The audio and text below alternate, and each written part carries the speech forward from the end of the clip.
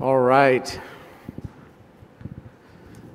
Next up, we are very happy to have Catherine Porter from Meta and Alan Chernichaw from Allen & Overy to talk about the future of NFTs and creator monetization. Please help me welcome them to the stage. Have fun. Thank you.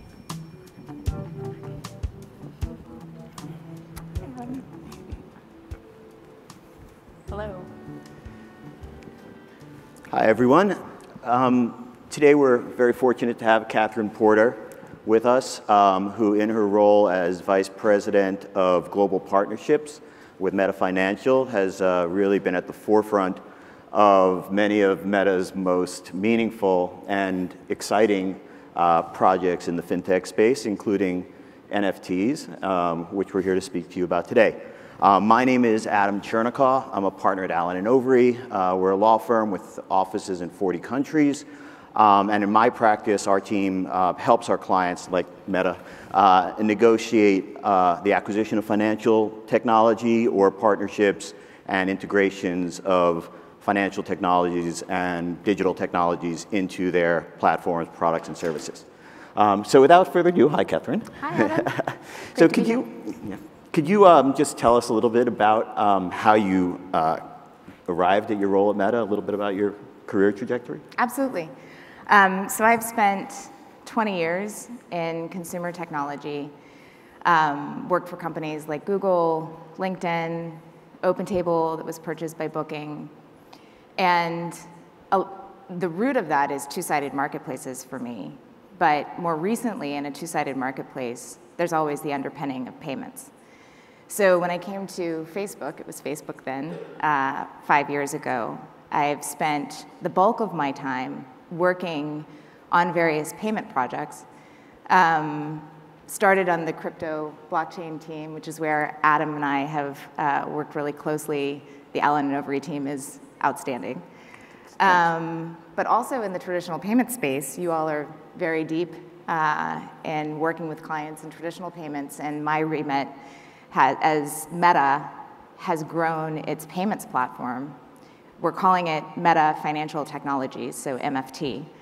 And I took on last year the traditional payments part of what we do, and that extends across all of our apps.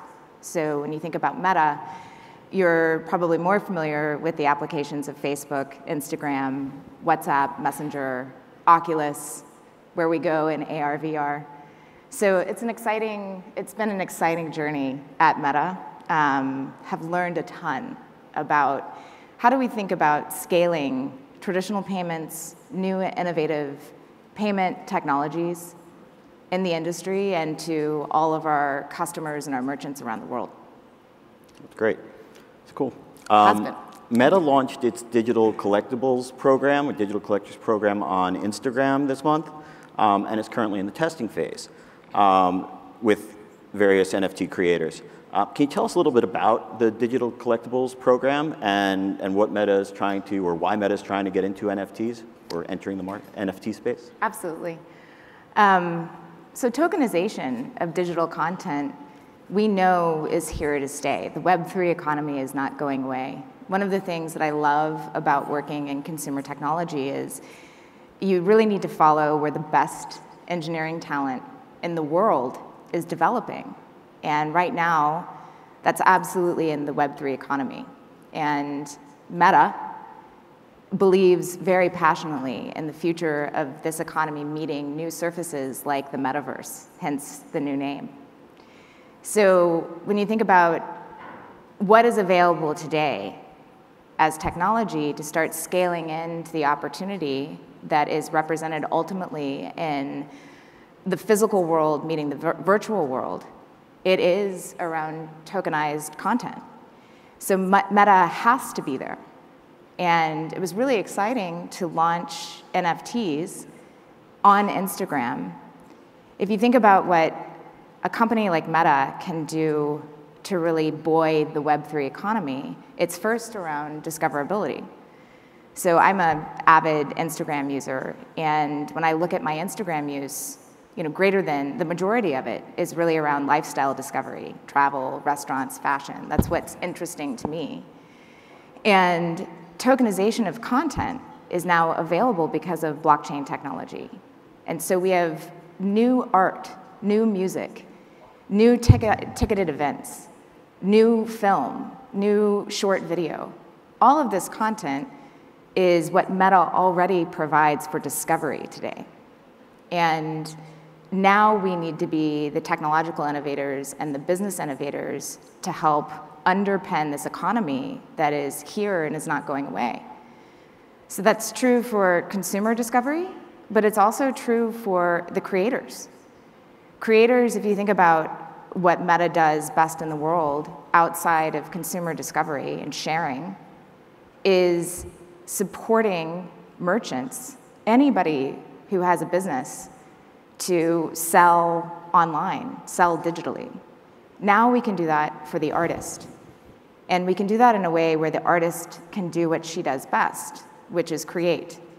And Meta has an opportunity represented by what we've just launched and where we'll go with Web3 technology to take the tokenized content that an artist has created and she's minted and she's now distributing for discovery on a platform like Instagram. We can help her create a real business around that. So all she has to do is continue to focus on her artistry. And we take care of the opportunity of building a business platform that monetizes for her. If we do that well, then Meta has meaningfully contributed to overall GDP that will be created by this economy. Well, that's really interesting. Also, that's really cool. Where do you see, what do you hope to achieve or see during the testing phase? And if all goes as you hope, where do you see the program evolving? I think what we're already learning is how does this scale? I love witnessing, as an Instagram user, witnessing since we've launched NFTs on Instagram, how this can scale for our creator economy. There's a wonderful story about one of our creators, one of our first creators. Her name is Elise Swopes, so she's at Swopes on Instagram. And she's an artist who really believes powerfully about giraffe preservation. So she has a Somali giraffe foundation that she minted art about giraffes through this NFT collection. And within minutes, when she posted her content on Instagram, it sold out.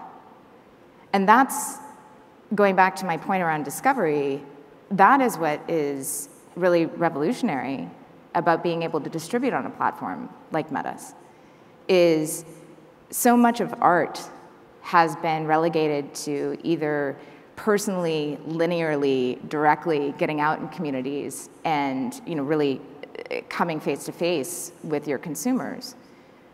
Or it's been about expensive agency and really relegating distribution to other third parties who are responsible for distributing your content, but then there's a loss of profit there. So to be able to provide the ownership for the creator on our platform and have her directly meet new consumers instantaneously and then benefit monetarily from that distribution, I think we want, back to your question about what we want to learn, we want to understand, how does this scale? How can we make this, how can we educate consumers about the easiest way to discover content that they love and own it? It's also about the ownership. And for creators, we want to help get them comfortable in the business of being an artist of any kind, a creator of any kind, throughout our platform. Mm-hmm. And just to segue a little bit into the Web3 space, Meta and its various platforms are centralized platforms. Web3 is decentralized. How does Meta look at Web3 and how it could leverage it into the Metaverse and into the Meta platforms, and how will that benefit creators? Absolutely. So, when you think about what Meta is, I've been describing a platform. So we can take traditional technology that has built, for billions of users of our platform and millions, hundreds of millions of merchants that exist on our platform. That is the traditional platform that exists today. But we can first partner deeply, which is why I'm representing today. We built our platform on the back of partner technology that really is native to Web3. So if you look at how NFTs on Instagram work, that is the product of our company partnering with, today it's 4 third-party wallets that exist for digital collectibles. And, 4 blockchains and 6 third-party wallets. That the blockchains are for minting the digital collectibles and for the ownership, really minting that ownership of the digital collectibles.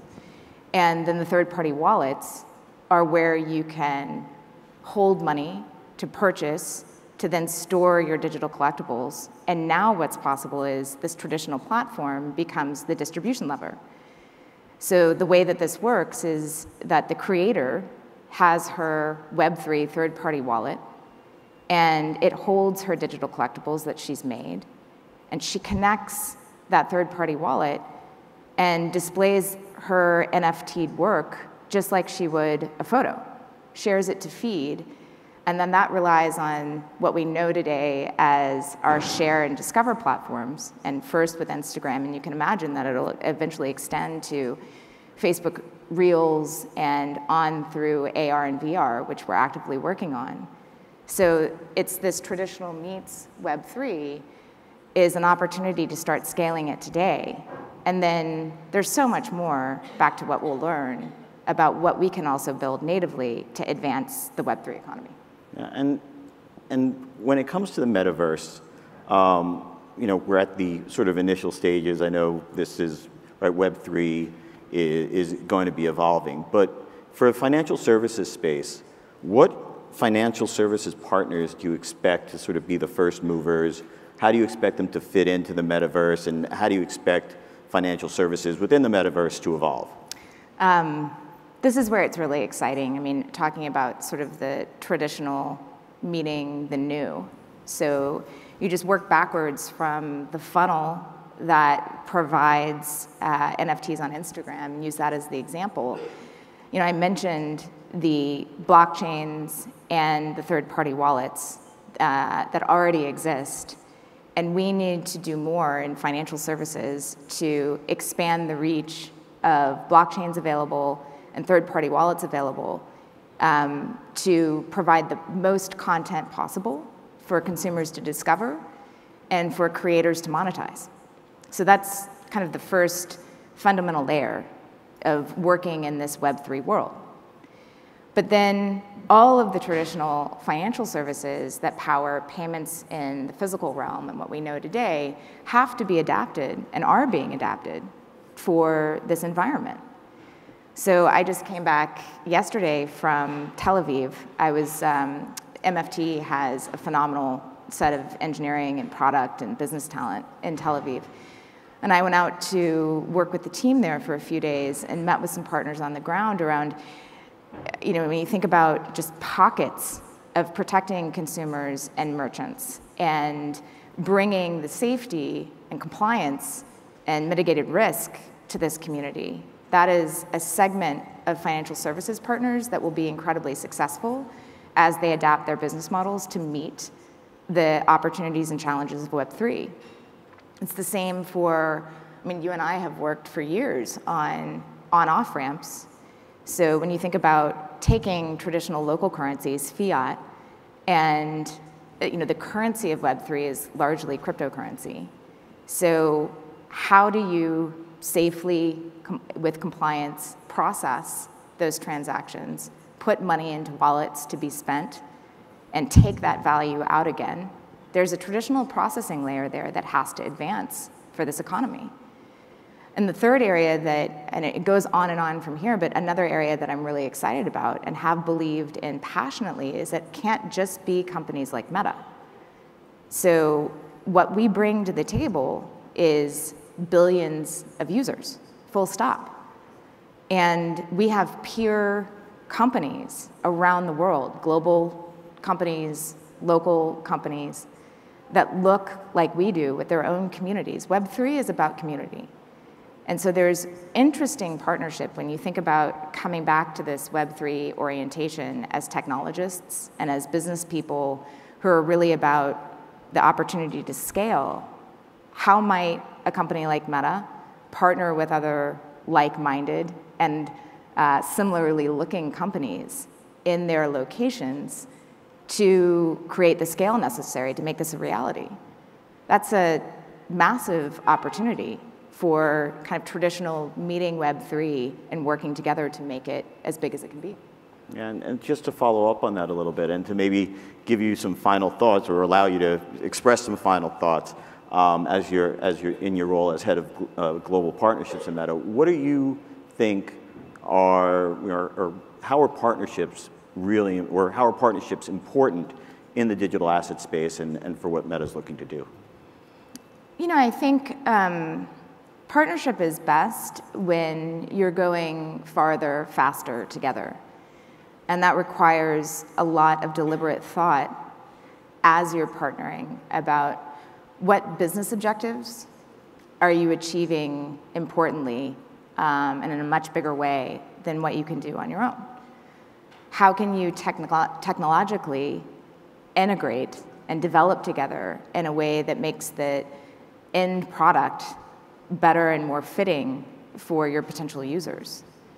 So fundamentally, partnership that I really relish, and you and I work so closely on the long-term negotiations that get past some of the competitive issues and the privacy issues and the IP issues that underpin going into business together. That's what you're doing. Once you get past that lengthy, protracted, sometimes exciting stage, you really then get to go to work and get to the fun part of launching joint technology, launching joint business practice, and meaningfully scaling a new economy. So going back to the partnerships that exist in this space and where I get really excited, and certainly for anybody in this audience that wants to partner with Meta as you're hearing this, please reach out to me. But it starts with those who are already native to Web3, and that scale as far as cryptocurrency-oriented wallets, digital collectible-oriented tokenized wallets. That is an opportunity for new technology to partner with a company that's had the benefit of almost 20 years of scale in the world and join up. The commitment, though, of any kind of technological endeavor, business objectives, means that you really are committed for the long term in this environment. So it's not a short-term win.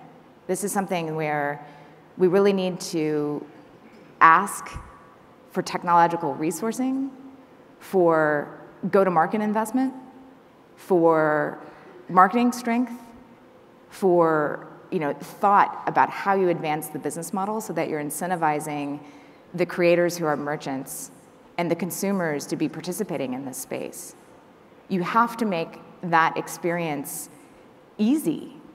And when you talk about ease, you have to think in a new way about traditional financial services have a lot of friction that's inherently a part of protecting consumers and merchants.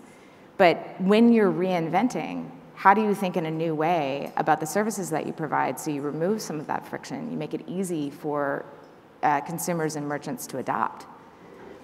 These are all the new topics. I mean, you and I spend so much time with potential partners and ultimately our secured partners about late into the night, the conversations about how do we do this in a new way and how do we do this together? And then really emphasizing that long-term commitment on getting to scale, on getting to frictionless growth so that this is a reality.